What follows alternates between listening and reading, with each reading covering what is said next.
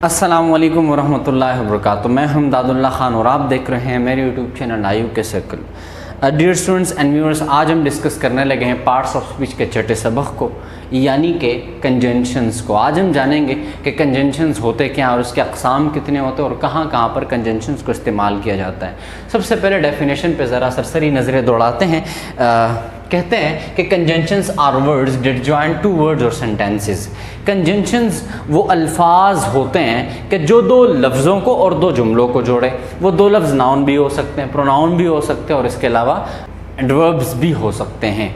ठीक है, इसी तरह मिसालों के ज़रिए मज़ीद समझेंगे कि Anisa is a good teacher. ये एक मुकम्मल जुमला है जो कि एक मुकम्मल मानी दे रहा है कि अनीसा एक अच्छी उस्तानी है, लेकिन यहाँ पर ये जुमला पूरा नहीं हो रहा। इसके आगे आपको लिखा हुआ नज़र आएगा कि and Sana is a good doctor, और सना क्या है, एक अच्छी डॉक्टर है। ठीक है, इन दो जुमलों को जोड़ने में एक लफ्ज़ ने एक बहुत बड़ा अहम किरदार अदा किया है और वो लफ्ज़ क्या है, एंड।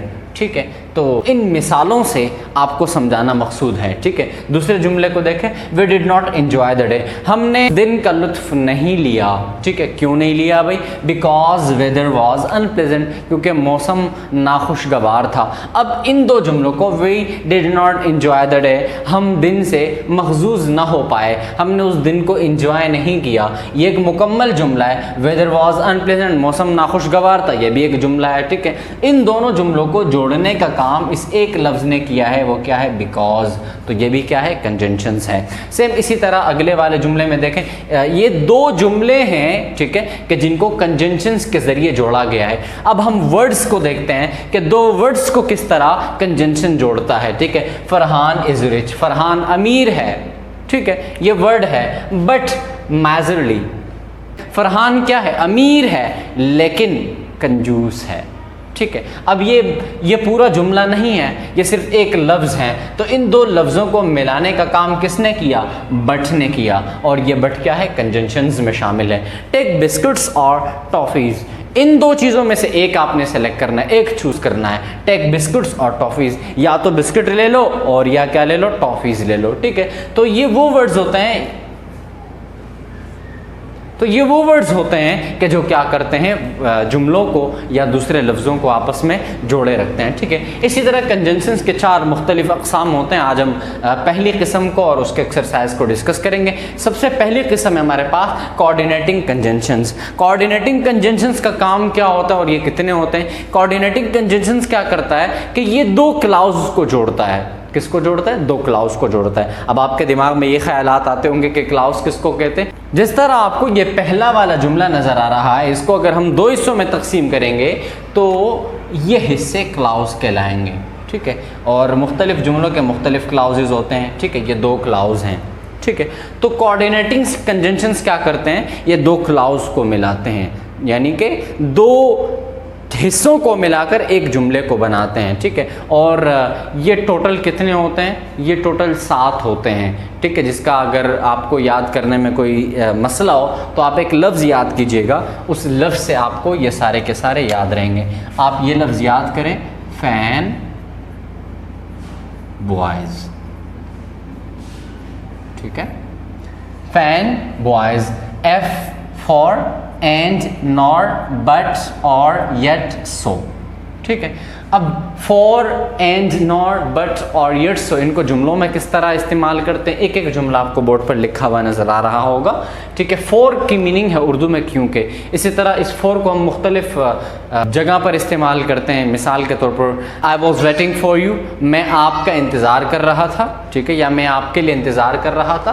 तो वहाँ पर जो फॉर इस्तेमाल हो रहा है वो एज अ प्रपोजिशन इस्तेमाल हो रहा है, और यहाँ पर जो ये फॉर इस्तेमाल हो रहा है ये एज अ कंजंक्शन इस्तेमाल हो रहा है। ठीक है, देखें, he is working here for he loves this company, वो यहाँ काम करता है क्योंकि वो इस कंपनी को पसंद करता है। ठीक है, अब यहाँ पर क्या होता है कि हमेशा रीज़न दिया जाता है। ठीक है, और जब हम किसी जुमले में रीज़न दे रहे होते हैं तो वहाँ पर हम क्या करते हैं, फॉर को इस्तेमाल करते हैं। एंड को देखें, एंड क्या करता है, ये दो नाउन को भी जोड़ता है, दो प्रोनाउंस को भी जोड़ता है, और इसके अलावा ये दो सेंटेंसेस को भी जोड़ता है। For example, Aslam hates you, Aslam तुमसे नफरत करता है, और वो क्या करेगा, and he will never talk to you, वो तुमसे कभी भी बात नहीं करेगा।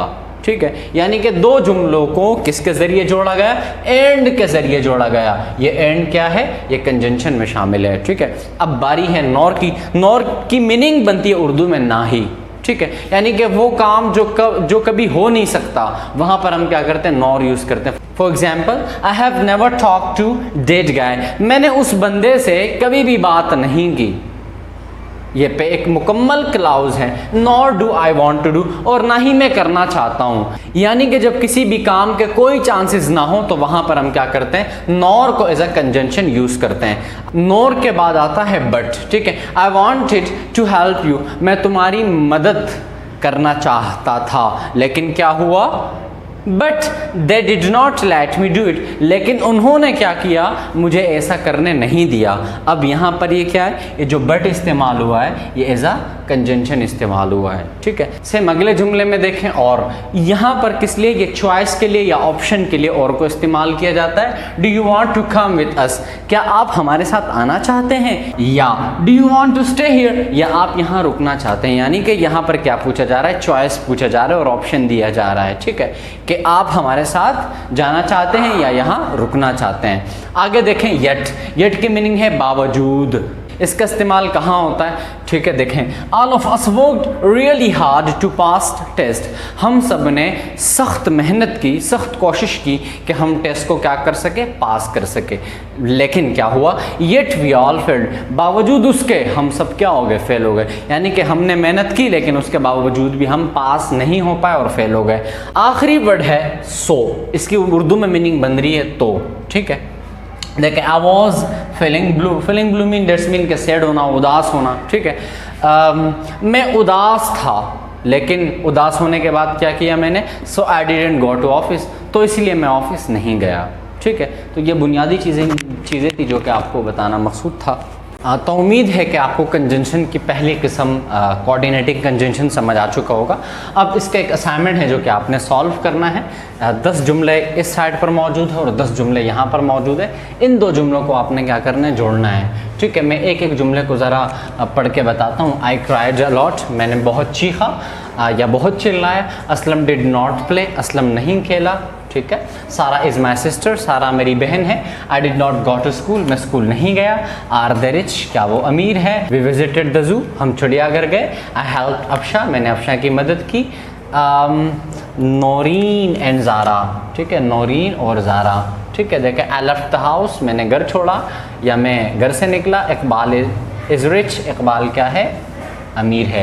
ये पहला क्लाउज है। ठीक है, इसने आपने क्या करना है, इसको इनके साथ मिलाना है। अब दूसरे जुमले को ज़रा देखिएगा। And Aslam is my brother, और असलम मेरा भाई है। और पुअर और गरीब, बिकॉज आई वॉज इल, क्योंकि मैं बीमार था। Rich and generous, because I was in hungry.